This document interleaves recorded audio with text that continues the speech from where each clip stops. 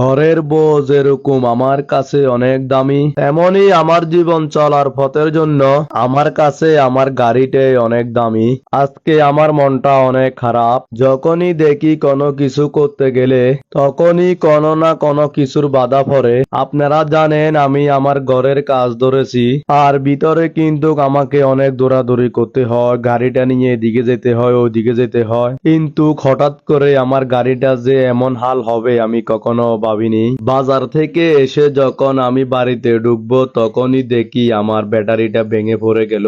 আল্লাহ আমাকে বাঁচিয়েছে আজকে। যদি আমার গাড়িটার অবস্থা বাজারের আশেপাশে হতো তাহলে আসতে আমার অনেক কষ্ট হতো, হয়তোবা ওখানে আটকিয়ে থাকতে হতো আমাকে সারাদিন। বাড়ির কাছাকাছি আসি এই অবস্থা হয়েছে আমার। আল্লাহর কাছে শুকরিয়া আদায় করি এই ঘটনাটা আমার বাড়ির আশেপাশে হয়েছে। 2টা বছর ধরে আমি এই গাড়িটা চালাচ্ছি। আমার জীবনের পথ চলার সাথী হয়ে আমার